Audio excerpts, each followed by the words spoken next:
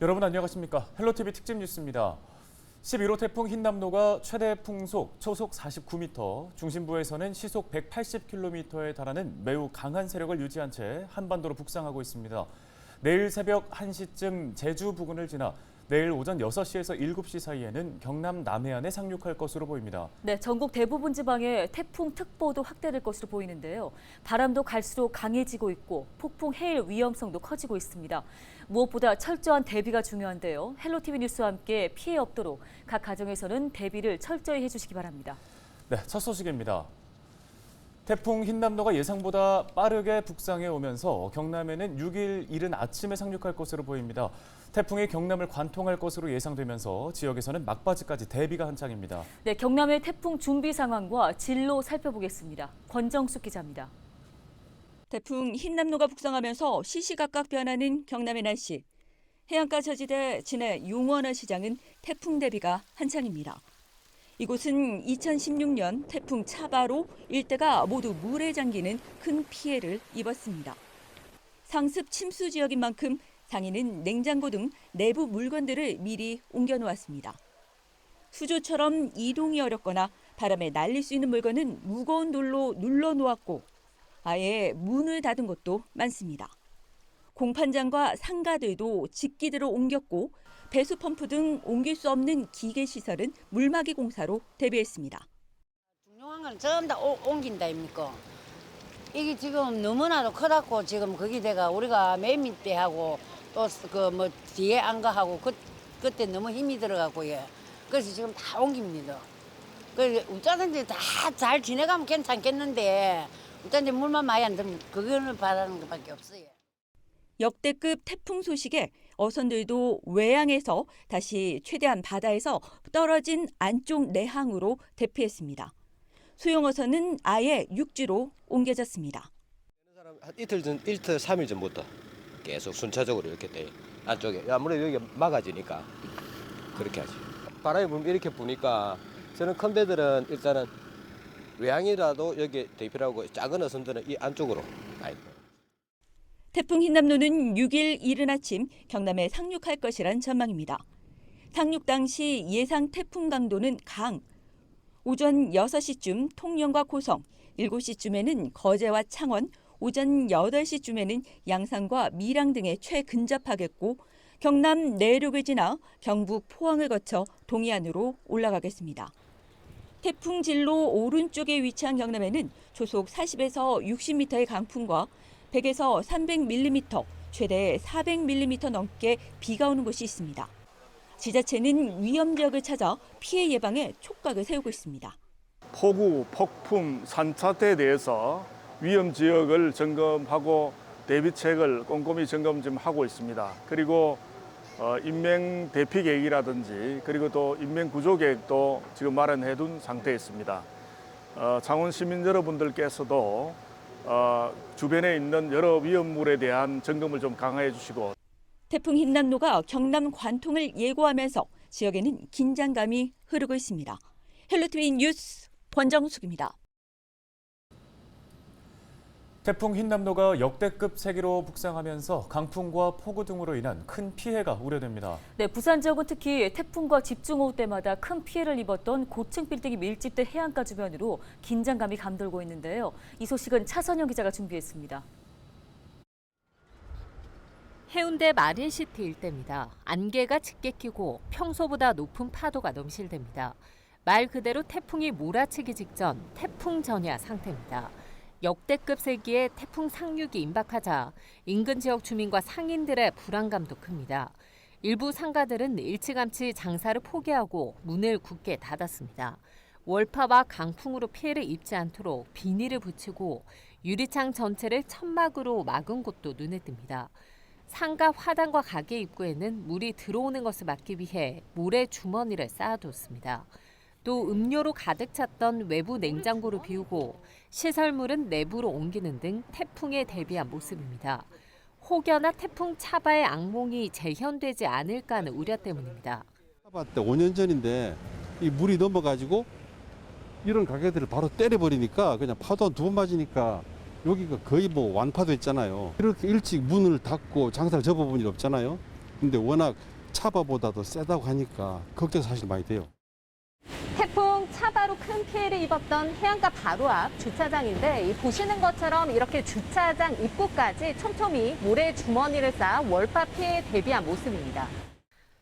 바람이 건물 사이를 지나며 더욱 거세지는 현상인 빌딩풍으로 인한 피해도 걱정입니다. LCT를 비롯해 마린시티 등 해운대 초고층 아파트 주변으로 큰 피해를 남겼기 때문입니다. 부산시는 재난 위험 지역을 점검하고 대시민 호소문을 발표하는 등 비상 최고 단계인 3단계를 가동해 태풍 대응에 나선 상황입니다. 반지하, 저지대, 산지 취약 지역 주민들께서는 사전 대피에 적극 동참해 주실 것을 당부드립니다. 만조시간대 해안과 하천변 저지대에서는 접근을 삼가 주시고 사전에 안전한 지역으로 모두 대피해 주시길 부탁드립니다. 강한 비바람이 예보된 가운데 월파로 인한 피해, 거기다 빌딩풍까지 초고층 빌딩 밀집 지역 주민들의 긴장감이 고조되고 있습니다. 헬로티비 뉴스 차선영입니다. 네, 역대 태풍들을 보면 태풍의 오른쪽에 위치한 지역에서 피해가 극심했습니다. 태풍의 위험 반원에 포함됐기 때문인데요. 네, 하지만 이번 태풍 흰남노의 경우에는 왼쪽, 오른쪽 할 것 없이 전국적으로 위험하다는 예측이 나왔습니다. 전소연 기자가 보도합니다. 지난 2020년 9월 한반도를 강타한 태풍 마이삭. 특히 영남과 강원 영동 지역에서 항구가 쑥대밭이 되는 등 피해가 컸습니다. 태풍의 위험 반원에 속했기 때문입니다. 태풍의 위험 반원, 즉 태풍의 오른쪽 반원은 반시계 방향으로 부는 태풍의 바람과 편서풍이 합쳐지면서 풍속이 더 거세집니다. 반대로 태풍의 왼쪽을 뜻하는 가항 반원은 태풍의 바람과 편서풍이 맞서면서 위험 반원에 비해 바람이 약해집니다. 하지만 태풍 흰남노의 경우엔 왼쪽과 오른쪽 가릴 것 없이 태풍 피해가 우려됩니다. 5일 오전 11시 기준 흰남노의 강풍 반경은 400km에 달합니다. 수도권과 강원 등 중부 지역을 포함한 한반도 전체가 태풍의 영향을 받을 전망입니다. 강원도는 태풍 이동 방향의 왼쪽에 위치하나 강풍 반경이 400km 내외로 매우 넓고 강도도 매우 강해 강원도 전역이 태풍의 영향권에 들게 되겠습니다. 흰남노는 6일 오전 3시 제주 해상을 지나 경남에 상륙할 것으로 예측됩니다. 기상청은 태풍이 한반도를 지나는 동안 안전한 곳에 머물러 줄 것을 당부했습니다. 헬로티비 뉴스 전소연입니다.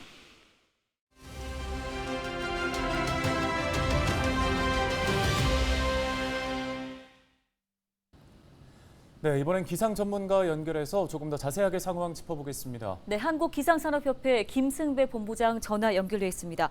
자, 본부장님, 점점 우리나라가 이제 태풍의 영향권에 접어들면서 비바람이 강해지고 있는 모습입니다. 현재 태풍 위치가 어디까지 올라와 있습니까? 네, 태풍이 서귀포 남남서쪽 약 한 350km까지 올라왔거든요. 그런데 이 태풍 강풍 반경이 420km 정도 되니까 제주도는 이제 태풍의 직접 영향권에 들었다고 봐야 되겠습니다. 네, 그럼 앞으로의 경로를 좀 짚어보겠습니다. 지역별로 태풍이 가장 근접하는 시간대 어떻게 예상하십니까?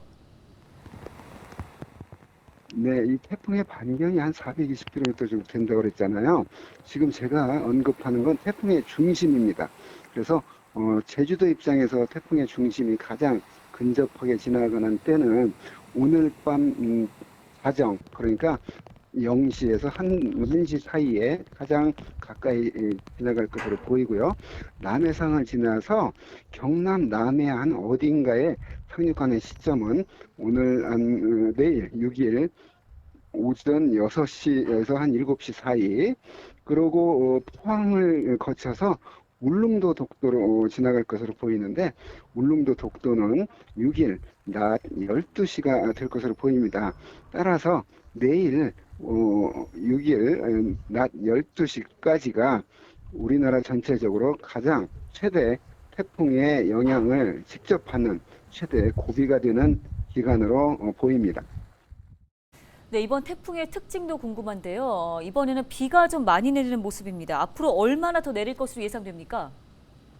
네, 지난 2002년 태풍 루사 때 강릉에 하루에 870.5mm의 어마어마한 비가 내렸거든요. 자, 2003년 태풍 매미 때는 우리나라 가장 센 바람, 그러니까 초속 60m의 바람이 불었습니다. 이 태풍 흰남노는 그 루사와 태풍 매미를 같이 합해 놓은 것 같은 많은 비와 강한 바람이 야기시킬 텐데요. 비는 뭐 870.5mm를 기록을 깨지는 않겠지만 이 태풍이 지금 많은 곳은 400mm 이상 비가 예상이 돼 있거든요. 그게 뭐 500mm가 될 수도 있고 이제 이런 상황입니다. 그래서 지금까지 경험해보지 못한 정도의 많은 비, 또 강한 바람, 이게 이 태풍으로 인한 그 영향이니까 철저히 대비해서 피해가 없도록 해야 되겠습니다. 네, 끝으로 지역에서 대비하고 좀 조심해야 할 부분도 짚어주시죠. 네, 강한 바람과 특히 바닷가 나가면 안 되고요. 침수 지역, 그런 그 저지대 이런 데서는 그 물이 들어오면 긴급히 대피를 빨리 해야 됩니다. 네, 오늘 도움 말씀은 여기까지 듣겠습니다. 한국기상산업협회 김승배 본부장이었습니다.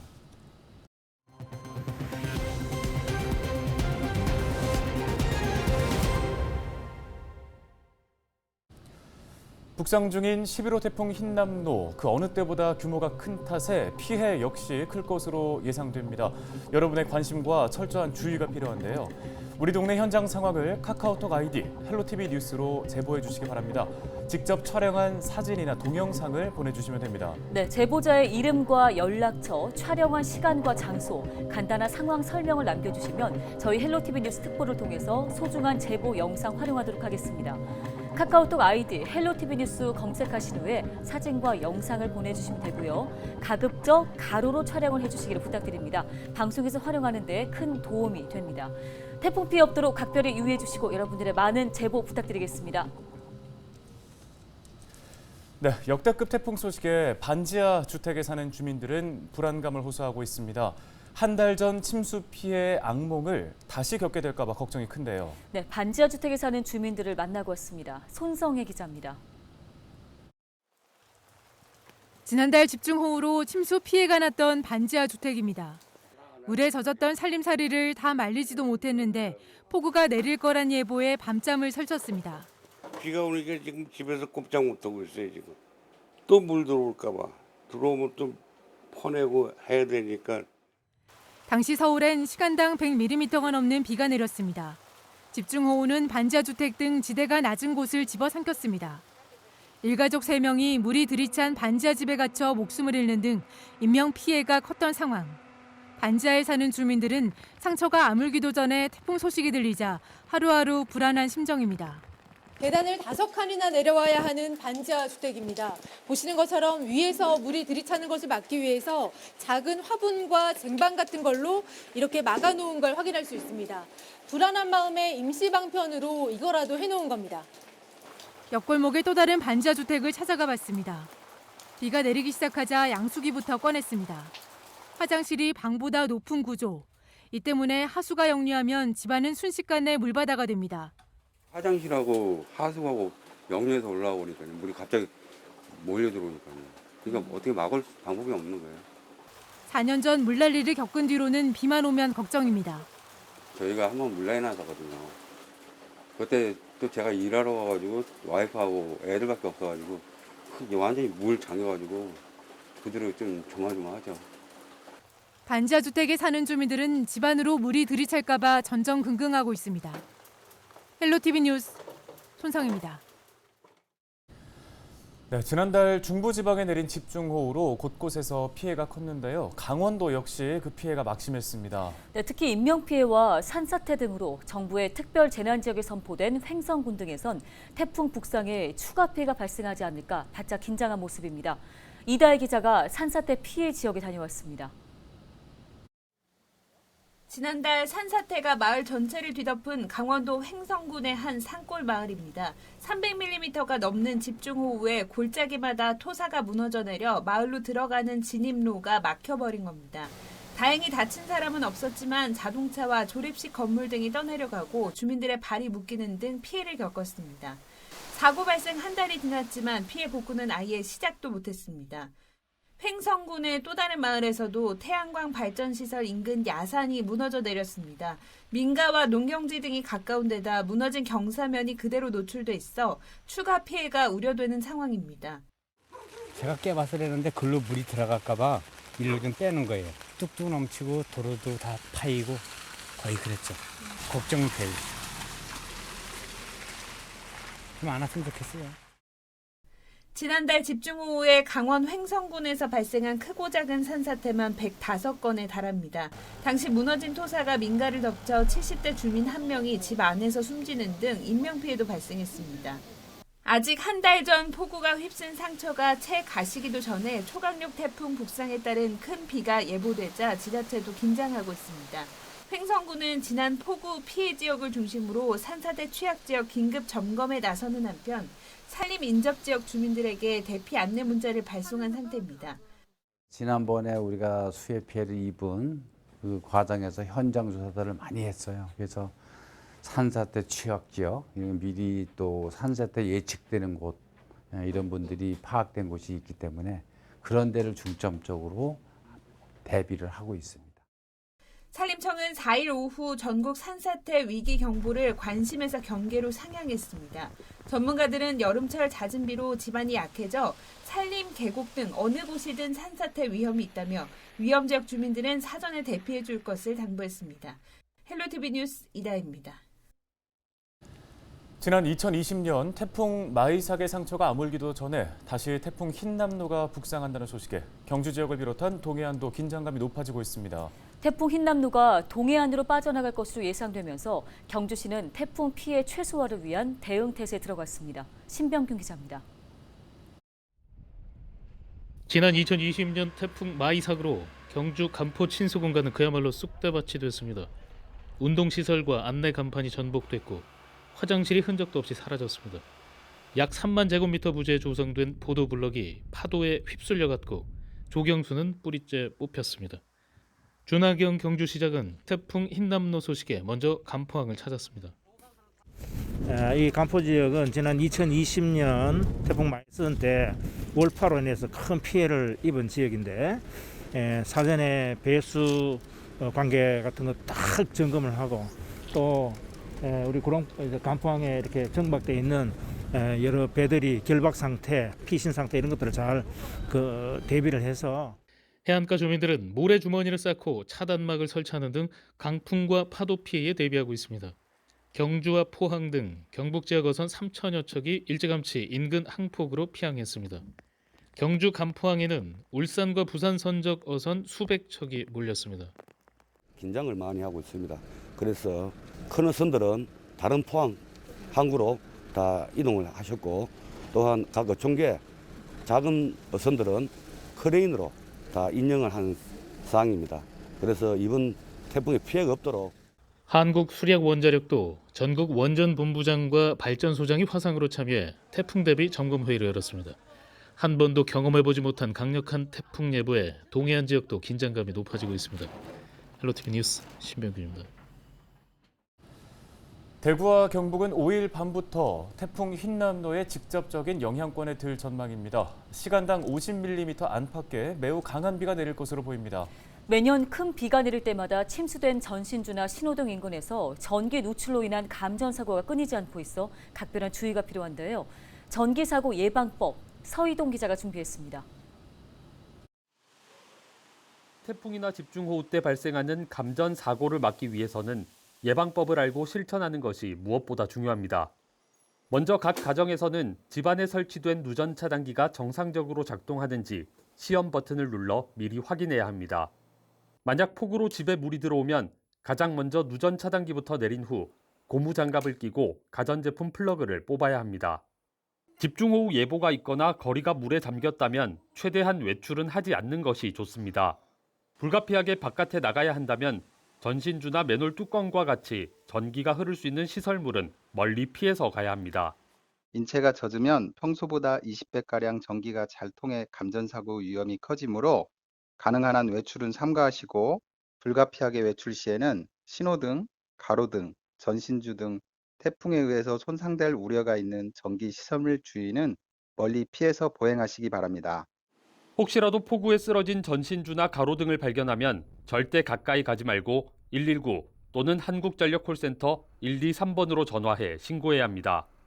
또 주변에서 감전 사고가 발생하면 먼저 주변에 차단기부터 내리고 119에 신고한 뒤 고무장갑이나 목재 등 전기가 통하지 않는 물건을 이용해 사고자를 전기가 흐르지 않는 곳으로 떼어놓아야 합니다. 헬로티비 뉴스 서희동입니다. 네, 오늘 밤부터 태풍의 영향이 점차 커질 텐데요. 지금 가장 중요한 건 바로 피해 예방이겠죠. 네, 서울시립대 소방방지학과 이영주 교수를 이번에는 연결해서 행동 요령 등에 대한 내용 이야기 나눠보겠습니다.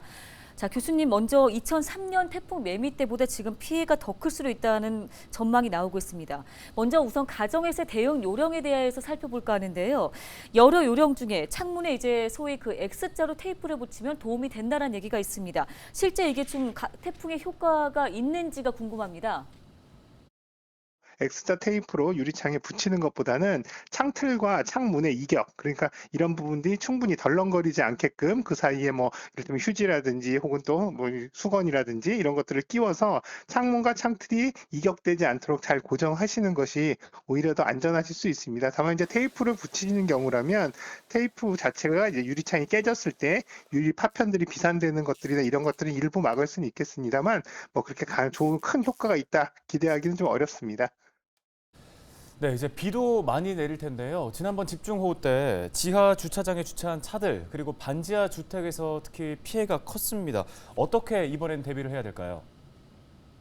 네, 기본적으로 침수 우려가 있는 지역의 지하 주차장 같은 경우는 가급적 이렇게 비가 많이 오는 것으로 예보가 되는 경우에는 지하 주차장이 아닌 지상의 다른 곳으로 임시 주차를 하시는 것이 안전할 수 있고요. 또 이렇게 지상에 주차를 하시는 경우에도 그 지역 일대가 침수 지역인 경우에 또 이렇게 위험이 있을 수가 있기 때문에 오히려 주변 지역에 침수 이력이 없는 곳에 조금 멀리 차를 이동해 두시는 것이 오히려 근본적으로는 안전하겠습니다. 혹시라도 주차장에 내로 이제 주차장 안으로 물이 들어오는 것을 막기 위해서 주차 출입구라든지 이런 부분들이 이제 차수판 혹은 또 모래주머니 같은 것들을 쌓아서 무수가 유입되는 것들을 차단할 수 있게끔 준비를 하시는 게 중요하겠고요. 또 한편으로는 이렇게 했다 하더라도 물이 들어오는 경우 또 혹은 또 역류해서 지하에 물이 차는 경우가 발생할 수 있기 때문에 이렇게 물이 차는 상황에 빨리 이 물을 이제 배수시키거나 이렇게 할 수 있는 이런 이제 배수 시설, 또 배수 펌프의 지원이라든지 조달 같은 것들 좀 준비하실 필요가 있고요. 또 건물이나 아파트 단지 주변에 빗물바지라든지 배수로 또 배수구 정비도 사전에 좀 미리 해주시는 것이 필요하겠습니다. 네, 알겠습니다. 오늘 말씀 여기까지 듣겠습니다. 서울시립대 소방방지학과 이영주 교수였습니다.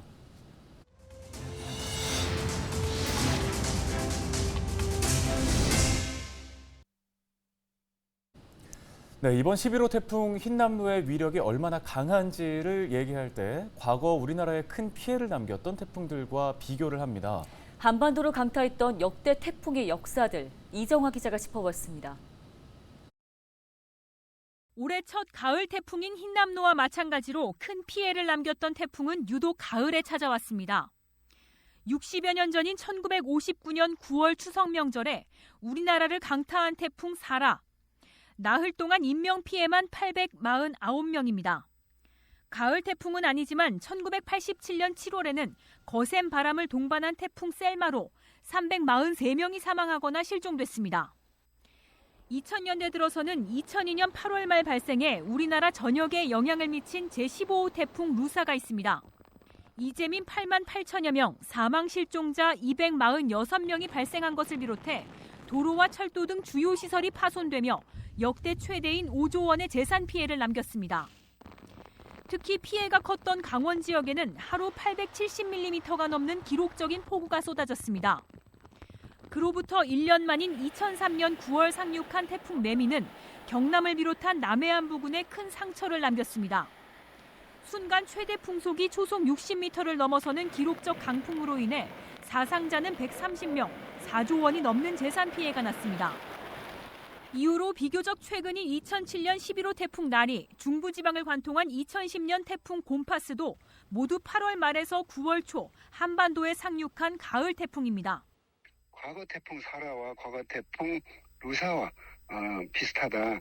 그래서 그때 나타났던 그런 현상들, 강풍, 폭우, 해일, 배수면 상승, 더 많은 비와 더 강한 바람을 만들어내는 그런 어떤 태풍이 가을 태풍이기 때문에 더 두려운 것이고. 북상하는 태풍 흰남노가 20년이 지난 지금도 역대 최악의 태풍이라 꼽히는 루사와 매미보다 큰 위력을 갖췄다고 이미 예고된 만큼 주택가, 항만, 농경지 등을 비롯한 저지대나 상습 침수지에서는 철저한 대비책이 필요합니다. 헬로티비 뉴스 이정화입니다. 흰남노는 그동안 역대급 태풍으로 꼽히는 루사나 매미와 같이 가을 태풍이라는 공통점이 있습니다. 특히 가을 태풍은 2000년대 이후 급격하게 늘고 있는 것으로 파악됐는데요. 전문가들은 우리나라의 아열대화가 점차 진행되는 만큼 가을 태풍의 빈도는 더욱더 잦아질 것으로 전망하고 있습니다. 송하영 기자입니다. 2000년대 이후 최대 인명피해가 발생한 태풍 루사. 지난 2002년 8월 30일부터 9월 1일까지 불과 3일 만에 246명이 숨지거나 실종된 것으로 집계됐습니다. 당시 강원도 강릉 지역에는 870mm라는 기록적인 폭우가 내렸으며 5조 원이 넘는 재산 피해가 발생했습니다. 이듬해 2003년 9월 태풍 매미는 순간 풍속 60m의 강풍을 동반하면서 나무가 뿌리째 뽑히거나 건물의 간판이 날아가는 등 최악의 태풍으로 꼽히고 있습니다. 루사와 매미 모두 가을에 발생한 태풍으로 이번 흰남노의 발생 시기와 비슷합니다. 가을 태풍은 2000년대 이후 계속 늘고 있는 상황. 지난 2020년 한국대기환경학회가 발표한 자료를 보면 해마다 9월부터 10월 사이 발생한 태풍 비율이 2000년대 이후 50% 증가한 것으로 나타났습니다. 전문가들은 우리나라가 점차 아열대 기후에 가까워지면서 앞으로 가을 태풍은 점차 늘어날 것이라고 내다봤습니다. 대기 온도보다 천천히 올라가는 해수면의 특징을 고려할 때 가을철 바닷물의 온도는 연중 최고. 이때 태풍의 에너지원으로 작용하는 수증기 증발량이 증가하는 만큼 태풍은 잦아지고 그 강도도 세질 것이라는 겁니다. 그러니까 태풍이 가장 많이 일어나는 초여름에서 늦가을은 대기가 가장 뜨거운 시기가 아니라 바닷물이 가장 뜨거운 시기예요. 해수면 온도가 가장 높은 시기가 태풍이 가장 많이 발생하는 시기입니다. 기상 관측 이래 처음으로 발생한 2022년 6월 열대야. 국립기상과학원이 앞으로 20년 뒤 우리나라 평균 여름 길이가 지금보다 35% 길어질 것이라고 분석한 만큼 해수면 온도 상승으로 인한 가을 태풍에 대한 대비책 마련이 시급해 보입니다. 헬로티비 뉴스 송하영입니다. 태풍의 진로는 예측하기가 쉽지 않은데요. 네, 그 이유를 한보모 기자가 짚어봤습니다. 태풍으로 움직이는 힘은 크게 두 가지. 태풍 자체 동력과 공기 흐름 등 주변 기상 상황입니다. 태풍의 강도를 키우는 바닷물의 온도, 그리고 어느 정도로 수증기들이 많이 그 해역에 증발해 있는지, 그리고 태풍의 상공에는 얼만큼 강한 바람이 어느 방향으로 불고 있는지, 이런 것들이 주요 요소가 되겠습니다. 특히 한반도로 접근하는 태풍의 진로 예측을 더욱 까다롭게 만드는 건 전향점입니다. 일반적으로 열대해상에서 발생한 태풍은 북서쪽으로 움직이다 북위 25도에서 30도 부근에서 북동쪽으로 진행 방향을 전환합니다. 이 지점이 전향점인데 불확실한 고기압의 배치가 향후 진로에 큰 영향을 미칩니다. 열대 지역에 분포하고 있는 아열대 고기압이 있고요. 또 북쪽으로 태풍이 올라오면은 고위도 쪽에서 내려오는 찬 공기가 만들어내는 고기압들이 있어서 그러한 덩어리들 사이를 이동하면서 경로를 갈아탄다고 보통 표현하는데, 그러한 불확실한 상황들을 해결하는 과정에서 진로가 크게 달라질 수도 있고요. 이러한 기상 관측 자료와 슈퍼컴퓨터의 데이터를 해석해 기상청은 태풍의 최종 진로를 예측하게 됩니다. 기상청은 지난 2020년부터 우리나라 자체 기술로 만든 한국형 수치 예보 모델을 태풍 진로 예측에 활용하고 있습니다. 이때 예보관의 경험과 주관적 판단도 진로 예측의 중요한 요소로 작용합니다. 헬로티비 뉴스 한보호입니다.